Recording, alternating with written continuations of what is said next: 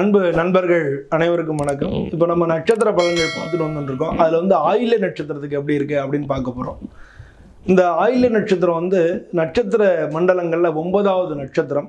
இந்த நட்சத்திரத்துக்கு அதிபதி வந்து புதன் பகவான். இவங்களுடைய ராசிக்கு அதிபதி வந்து சந்திரன். இது வந்து நாகராஜான்னு சொல்கிறோம் இல்லையா, ஆதிசேஷன் நாகராஜன் அப்படின்னு சொல்கிறோம் இல்லையா, அந்த நாகங்களுக்கெல்லாம் தலைவராக இருக்கக்கூடிய நாகராஜனுடைய நட்சத்திரம் இந்த ஆயில்யம். பொதுவாக வந்து இவங்க வலுவான உடல், இவங்களுடைய உடல் வந்து குணம் இதெல்லாம் எப்படி இருக்குன்னு பார்த்தா முதல்ல உடம்பு வந்து வலுவாக இருக்கும். எல்லாரையும் வந்து மயக்கிற அளவுக்கு உங்களுடைய பேச்சு இருக்கும். ஒரு தலைப்பை கொடுத்துட்டோம்னா அதில் வந்து நல்லா பேசக்கூடியவங்களா பேச்சாளராக இருப்பாங்க. அழகான முகம் இருக்கும். முகத்தில் வந்து ஏதாச்சும் ஒரு வடு இருக்கும். இவங்க மூஞ்சியில் வந்து ஏதாச்சும் ஒரு வடு இருக்கும். மச்சமாகவும் இருக்கலாம், வடு இருக்கலாம், இல்லாட்டினா மச்சம் கூட இருக்கலாம். இவங்களுடைய சுதந்திரத்தில் மற்றவங்க தலையிடுறதை விரும்பவே மாட்டாங்க. இப்போ நண்பருக்காக வந்து எதையும் செய்கிறவங்களா இருப்பாங்க. இவங்க சாப்பிட்றது வந்து ரசித்து உண்பவராக இருப்பாங்க. முன்கோபம் டக்குன்னு வந்துடும்.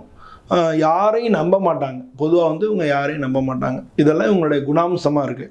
அவங்க குடும்பம் எடுத்தோம்னா பொதுவாக வந்து இவங்களுக்கு தாமத திருமணம் தான் நடக்கும். ஒன்று எர்லி மேரேஜ் நடக்கும், இல்லாட்டினா ரொம்ப லேட்டாக தாமத திருமணம் நடக்கும். மனைவி குழந்தைகள் மேலே அன்பாக இருப்பாங்க. இவங்களுடைய குழந்தைங்களால் இவங்களுக்கு உயர்வு இருக்கும். இவங்களுக்கு யாரானும் உதவி செஞ்சால் அதெல்லாம் வந்து அந்தளவு பெருசாக அவங்க மனசில் வச்சுக்க மாட்டாங்க.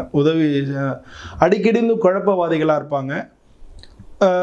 இவங்களுடைய உடன் பிறந்தவங்க வந்து இவங்களுக்கு ரொம்ப பக்கபலமாக இருப்பாங்க. இவங்களுக்கு வந்து அந்த உடன் பிறந்தவங்க இவங்க மூத்தவராக இருக்கிறதுக்கு தான் வாய்ப்பு அதிகமாக இருக்குது. மூத்தவராக இருக்கிறவங்க இவங்களுக்கு ரொம்ப பக்கபலமாக இருப்பாங்க. குடும்ப பொறுப்புகள் எல்லாத்தையும் ஏற்று இவங்க நடத்துகிறவங்களாக இருப்பாங்க. மனைவியோட அடிக்கடி கருத்து வேறுபாடுகள் வர்றதுக்கான வாய்ப்புகள் நிறையா இருக்குது. இவங்களுடைய வேலைன்னு பார்த்தோம்னா அங்கே பொதுவாக எழுத்தாளர், நடிகர், வர்த்தகத்துறை, சொந்த தொழிலில் பண்ணுறவங்க, ஒரே வேலையில் அதிக காலம் இருக்க மாட்டாங்க. இவங்க இது மாதிரி ஏதாவது மாறி மாறி பண்ணுறவங்களா இருப்பாங்க. அதனால் வந்து சொந்த தொழில் பண்ணாங்கன்னா அவங்க நல்ல லாபம் கிடைக்கிறது வாய்ப்புகள் இருக்குது.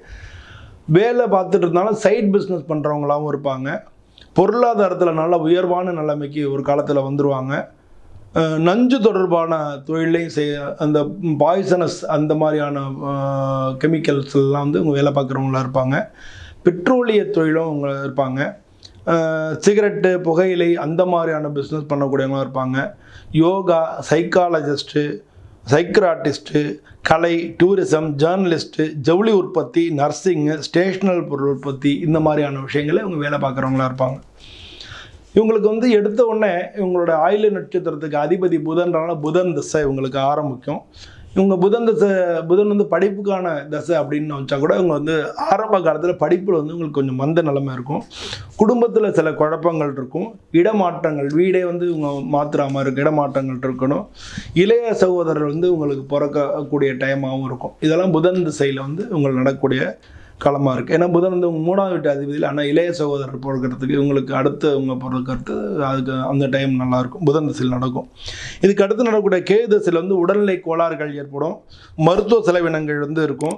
பலமாக இருந்தால் நல்லா கேது உங்கள் ஜாதகத்தில் பலமாக இருந்ததுன்னா அவங்க மெடிக்கல் படிக்கிறதுக்கெலாம் வாய்ப்பு நிறையா இருக்குது. இதுக்கு அடுத்து வந்து சுக்கிர தசை நடக்கும் 20 வருஷம். இப்போ தான் வீடு மனை வாங்கிறது, திருமணம் நடக்கிறது, இந்த மாதிரியான விஷயங்கள்லாம் சுபகாரியங்கள் எல்லாமே அந்த சுக்கிர தசையில் நடக்கும்.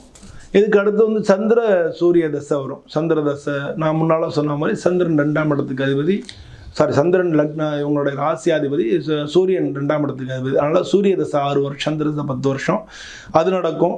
இதில் வந்து இந்த காலகட்டங்களே இவங்களோட தந்தைக்கு வந்து உயர்வான காலமாக இருக்கும். தாயோட உடல்நிலையில் கோளாறுகள் ஏற்படும். புதிய தொழில் வாய்ப்புகள் ஏற்படும். முன்னேற்றங்கள் எல்லாமே நடக்கும். செவ்வாய் தசை பார்த்தோம்னு வச்சுக்கோங்களேன், செவ்வாயில் குழந்தைகளோட வகையில் உயர்வாக இருக்கும். ஆப்ரேஷன் நடக்கிறதுக்கு வாய்ப்புகள் நிறையா இருக்குது. வீடு மனை இடம் வாங்குறது, பூமிக்காரர்கள் செவ்வாய்ன்றனால வீடு மனை இடம் வாங்குறது இதெல்லாமும் அந்த காலகட்டங்கள் நடக்கும். இவங்களோட வந்து என்ன இந்த நட்சத்திரத்துக்குள்ள விருட்சம் என்ன அப்படின்னா புன்னை மரம். அதனால் புன்னை மரத்தை வந்து வணங்கினாலே நல்ல பலன்கள் கிடைக்கும். இப்போ இந்த ஆயில்ய நட்சத்திரத்தில் வந்து பரிகாரங்கள் யார் எந்த ராசியாக எந்த நட்சத்திரமாக இருந்தாலும் சரி, இந்த ஆயில்ய நட்சத்திர பரிகாரங்கள் செஞ்சாங்கன்னா அவங்களுக்கு வந்து முழுமையான பலன்கள் கிடைக்கும். அதனால் ஆயில்ய நட்சத்திரம் வந்து பரிகாரங்கள் செய்கிறதுக்கு உகந்த நாளாக இருக்கும். அந்த உங்களுக்கு மெயினாக வந்து புன்னை மரம் இல்லையா, அதனால் புன்னை நல்லூர் மாரியம்மன் கோயில் இருக்கு இல்லையா, அங்கே போய் இந்த ஆயில்ய நட்சத்திரக்காரங்க வணங்கும் பொழுது கண்டிப்பாக வந்து அவங்களுக்கு மிகப்பெரிய நன்மைகள் நடக்கும். அதனால் புன்னை நல்லூர் ஊரே வந்து அந்த புன்னை வனமாக இருந்தது. அந்த இடத்துல இருக்கக்கூடிய அந்த மாரியம்மன் கோயில்ன்றதுனால புன்னை நல்லூர் மாரியம்மன் கோயில், அதுவும் புட்டிடம் கொண்ட மாரியம்மன் அது. அது பாம்புக்கு உள்ளது. நாகன்றதுக்கு ராஜன், நாகராஜனுடைய நட்சத்திரம் இவங்க.